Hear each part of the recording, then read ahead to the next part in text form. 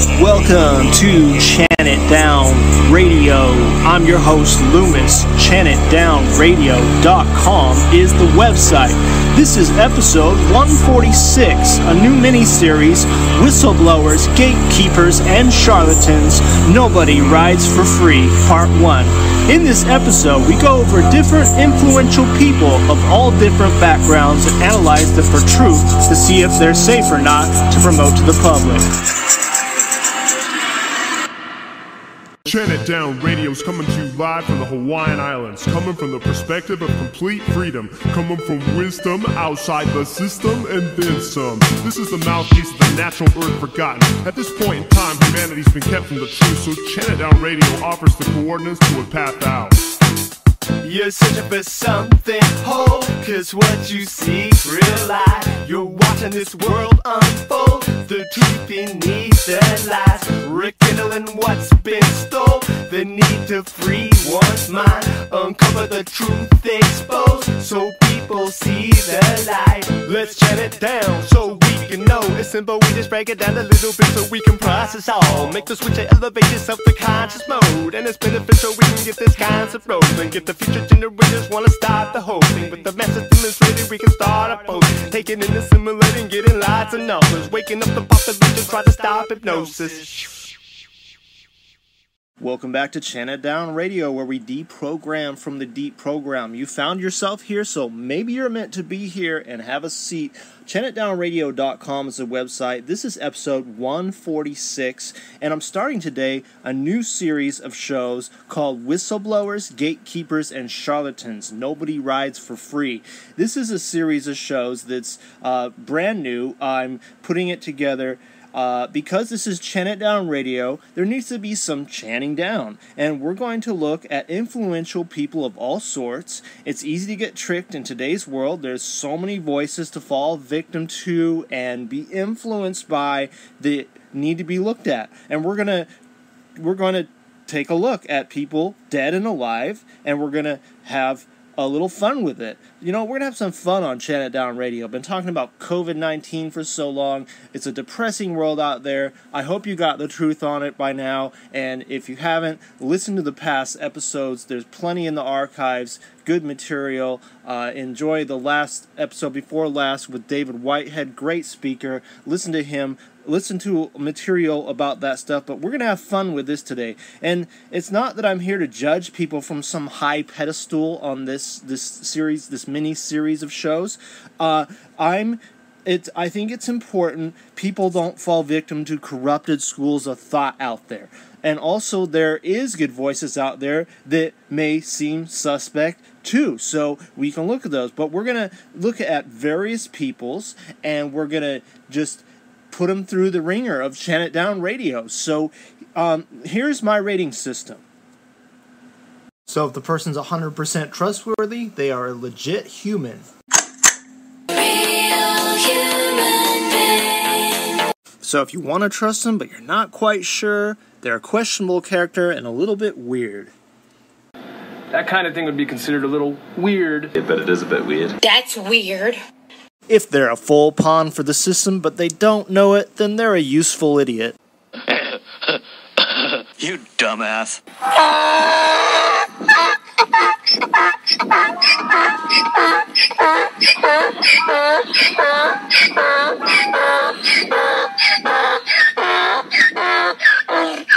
And if they're a shady character, but you just can't prove it, but you know they're shady, then there's sketchy strings attached. I got a bad feeling about this. Suspicious person seen with a strange note clipped to their shoulder. And if they're a provable liar and a fraud, then you know they're an A1 smoke up the ass blowing charlatan.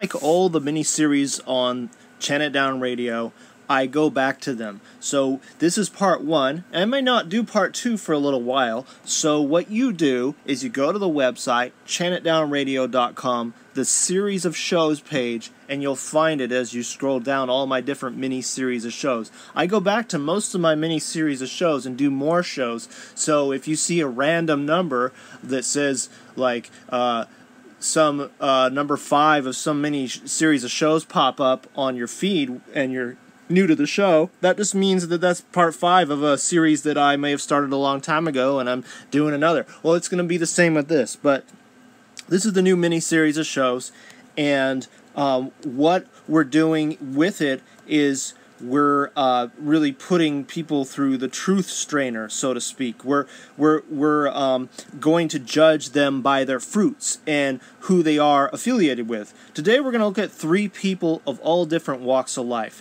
We're going to do Anderson Cooper, the CNN journalist, Michael Moore, the filmmaker, and Phil Schneider, the whistleblower. And I think you probably know the obvious answers about 2 of them, but that's fine. We're going to go from here. Let's do a practice run here. We're going to start with Anderson Cooper. And most of you are already have your formed opinion about him. I'm sure you do.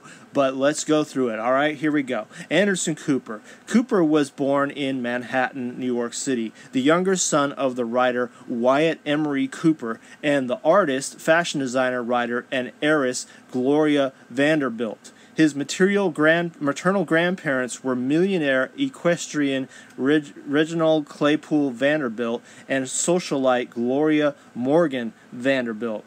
Anderson Cooper is the great-great-great-grandson of Cornelius Vanderbilt, a super-wealthy shipping railroad tycoon. Cornelius even married his cousin toward the end of his life, helping to keep a portion of his wealth all in the family. Sounds kind of like a Game of Thrones bloodline kind of thing. So he comes from a rich elite bloodline, and this guy is far removed from being a regular person in society. So I don't know if some people have an opinion of him and you like the guy. This guy is not coming from the average household here. So one thing that happened in his life is Anderson Cooper's brother, Carter, committed suicide by falling to death from his mother's 14th floor penthouse in New York City.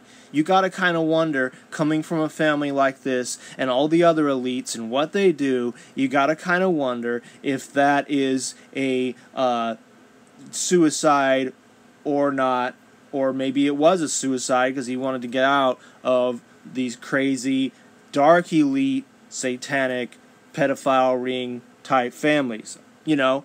And how I can just say that is, well, you can look at the obvious little signs here. Cooper attended Yale University, where he resided in Trumbull College. Yale is always a school for the elites. Whether they join the Skull and Bones Club, which is a very small minority that do that anyway, it is where the elites go. And if you look up anyone's past history and you go to Yale, you're going to see that a lot of these people become these successful people. There's something about that school that the elite pull from. During college, Cooper spent 2 summers as an intern at the Central Intelligence Agency while studying political science. He pursued journalism with no formal journalistic education and is a self-proclaimed news junkie since he was in utero. All right? So the Central Intelligence Agency, no one just goes and works for them. So you have a news anchor person, because I don't listen to the guy, that if you like him, he worked for the CIA, which is so suspect that you can't even get past that would be an honest truth speaker coming out of that background. And he was an actor on the ABC series called The Mole. An actor. So somebody who's an actor and from the CIA, you can obviously see that there's no problem in lying. They can lie without blinking. They can lie without feeling one bit of remorse. These people are trained from birth. They're trained, especially if you spent 2 summers as an intern in the CIA. So, you know, And he worked as a fact checker for Channel 1, which I remember was a program for kids to watch in school. I remember when I was in middle school, they had us watching Channel 1. And of course, I didn't have the filter I do now to filter out the bullshit, but when that was airing, I'm sure that they were giving us lots of it, and him being on there, no doubt, the programming probably was really deep. He is one of those groom-from-birth elite family pawns. He is part of the CIA Project Mockingbird, and his job is to completely lie to you with a convincing professional job and good mannerisms. These same types of families breed movie stars and music stars if you go research, and as I've said before, the CIA, Hollywood, and Satanism all spill into each other at high top levels. They're all tied in heavy. You know, and he acts like he is a humanitarian and he is out for our best interests. You wouldn't want to insult him just because he's a gay man. I don't care what he is. He's probably more likely not just that, but probably a pedophile and supposedly on Jeffrey Epstein's flight logs with a bunch of other individuals. Yet he attends also a real restaurant in LA, I'm not joking to you at all, called the Cannibal Club. You can look it up. It's a place where you can actually eat human flesh. No joke. And he's on one of the attendees of that. He's a piece of shit. A full-time, lifetime actor, a paid liar. He's an A1, smoke-blowing out the ass charlatan.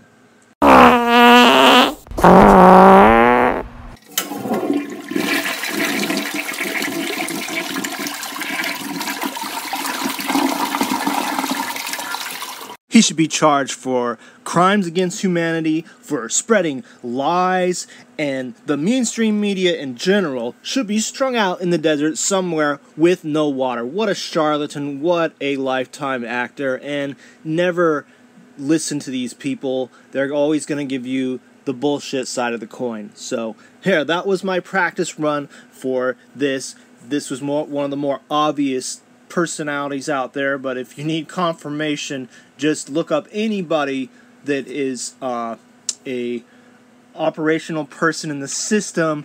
You'll find that they often have some ties to the CIA and the news, the media, or the military, or some kind of upper echelons of society, and they went to Yale. Those are all red flags all across the board, and, well, you know, if I can't help you any further with that, then sorry, but we're going on to the next person here.